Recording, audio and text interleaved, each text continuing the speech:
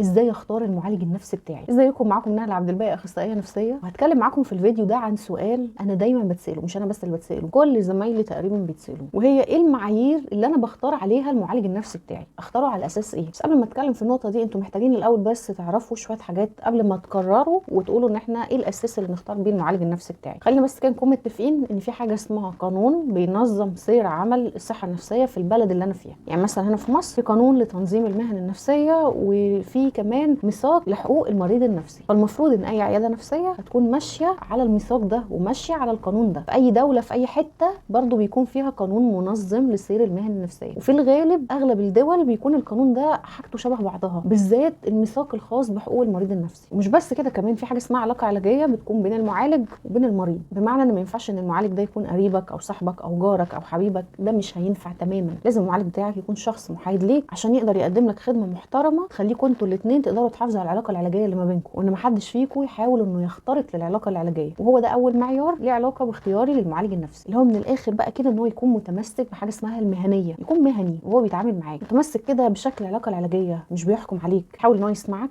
ويفهمك كويس ويتصرف معاك من منطلق القانون الخاص بفكره حقوق المريض النفسي، وان هو ما يحاولش باي شكل من الاشكال ان هو يخترق. وده كده هو اول معيار، وهو المهنيه. المعيار اللي بعد كده وهو التدريب، الشخص ده لازم يكون مدرب كويس جدا. وهنا بقى خلينا نقف شويه عند نقطه التدريب. التدريب لازم يكون ورقه مظبوط. يعني ايه ورقه مظبوط؟ يعني مثلا لو هنيجي نتكلم هنا في مصر، المعالج النفسي عشان ياخد ترخيص مزاوله مهنه العلاج النفسي من وزاره الصحه المصريه محتاج ان هو يكون مر بخطوات معينه، لو الخطوات دي ما مرش بيها هو عمره ما هياخد الرخصه. فخلينا بس نكون متفقين على النقطه دي. فانا دايما لما اجي ادور على الشخص اللي هيشتغل معايا لازم ادور دايما على الشخص اللي يكون مرخص، او على الاقل يعني هو مش كل الناس ممكن تكون مرخصه، بس على الاقل يكون ماشي في اجراءات الترخيص، بمعنى ان هو متدرب من الجهات المعمول بيها في القانون المنظم للصحه النفسيه. وكل بلد بقى انا موجود فيها بيكون ليها يعني جهات معتمده. يعني نتكلم مثلا هنا في مصر الجهات المعتمده زي مثلا جمعيه المعالجين النفسيين المصريه، رابطه الاخصائيين النفسيين المصريه، الامانه العامه للصحه النفسيه، مركز البحوث والدراسات النفسيه بتاع جامعه القاهره. دي الاماكن المعتمده اللي بتعتمدها وزاره الصحه عشان الشخص اللي هيجي ياخد الترخيص. فانا محتاجه اني لو على الاقل ما لقيتش حد في المكان بتاعي واخد ترخيص مزاوله المهنه، على الاقل يكون متدرب في الجهات دي وفي طريقه للترخيص. انا لازم اركز كويس قوي ان الشخص اللي انا هروح له يكون فعلا ورقه سليم. وكذلك في كل بلد هتلاقوا ليها اماكن معتمده عشان يقدر ياخد الترخيص. السعوديه مثلا ليها اماكن معينه، الامارات ليها اماكن معينه، لبنان ليها اماكن معينه، وهكذا. فانا دايما ادور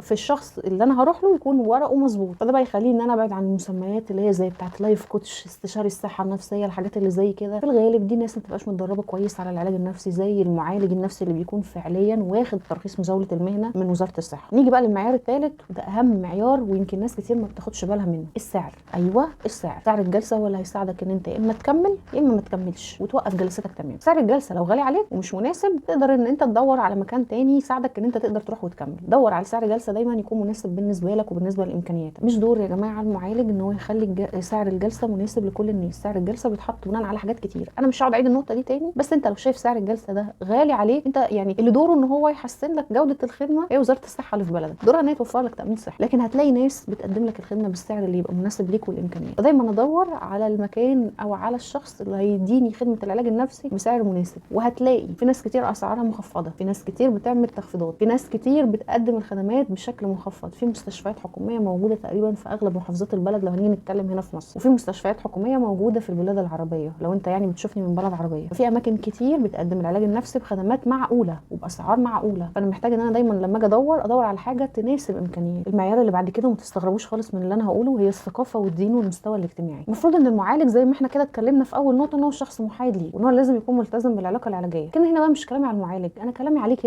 انت اللي بتختار. انا بس نتفق ان في بلادنا العربيه صعب قوي ان احنا نفصل بين، يعني الناس ما بتقدرش في العموم انها تفصل بين ان ده شخص بدفع له فلوس وبيديني خدمه وانه يتعامل معايا بشكل محايد، وان ماليش علاقه بالدين بتاعه او بثقافته او بواجهته الاجتماعيه شكلها ايه. احنا ما بنعرفش نعمل ده. فلو ده سبب بالنسبه لك هيكون عائق انه يخليك انك ما تروحش تتعالج، فدور على حد فعلا كمعالج يكون شبهك. احنا هنتكلم هنا في مصر. مصر دوله كبيره ودوله واسعه وفيها يعني محافظات كتير ولهجات كتير جوه البلد الواحده. فدور على حاجه تكون مناسبه ليك. دور على الشخص من الاخر كده، المعالج اللي هتحس ان هو قريب منك، عشان بس اجيبها لك كده من الاخر يعني. فلو انت حاسس ان حاجه زي كده هتكون عائق بالنسبه لك وتخليك ما تروحش تتعالج، لا دور على اللي هيكون مناسب ليك. ويعني خلينا برضو نكون متفقين ان احيانا فعلا الثقافه بتكون عائق، كلامي بالذات على المغتربين، يعني بتكون عائق على نجاح العلاج. يعني لو انا مثلا مغترب بره البلد وقاعد في بلد تانية بثقافه مختلفه تماما، فانا بتكلم بناء على توجهات معينه. يعني مثلا هفتكر ان في مش حاله، كذا حاله كانت جايه لي اونلاين، هم حالات عرب او مصريين وما رضيوش ان هم يتعالجوا في البلاد اللي هم فيها، رغم ان هم عندهم ناس بروفيشنال جدا. والسبب فكره الثقافه، ان في اختلاف في الثقافات. ففي حاجات مثلا الشخص العربي ده بيقولها المعالج مش قادر يفهمها، والعكس المعالج بيقولها له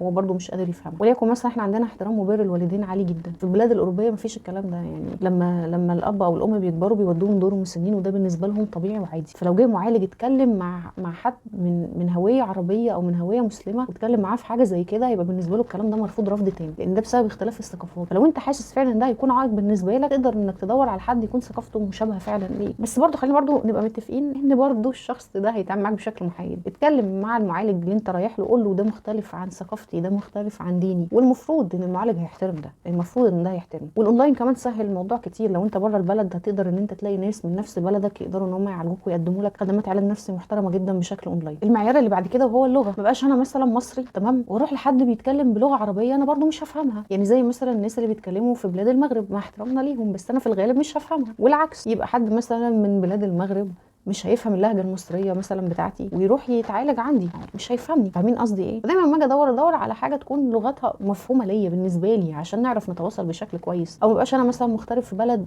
بيتكلموا كلهم وليكن مثلا اسباني او انجليزي، وانا لسه مش متقن اللغه دي ومحتاج لخدمه علاج نفسي، او اروح اتعالج هناك. ما انا مش متقن اللغه، ففي حاجات كتير هتسقط مني ومش هفهمها. فده معناه ان اللغه حاجه مهمه ومهمه جدا، واحتاج ان انا ادور على حد يكون لغته زي لغتي عشان اقدر ان انا اتواصل معاه بشكل كويس، وعشان اقدر ان انا اخد خدمه بشكل محترم. وبس كده، دي كانت كل المعايير او اغلب المعايير اللي انا شخصيا اقدر ان انا اساعدكم بيها. فلو هنلخص، ايه المعايير اللي انا اقدر اختار بيها المعالج النفسي بتاعي؟ طبعا المهنيه، التدريب، السعر، واللغه، وممكن موضوع الثقافه ده لو حسيت انه هياثر عليا في اختياري للمعالج. وبس كده، ده كان البودكاست بتاع النهارده. اشوفكم في البودكاست اللي جاي.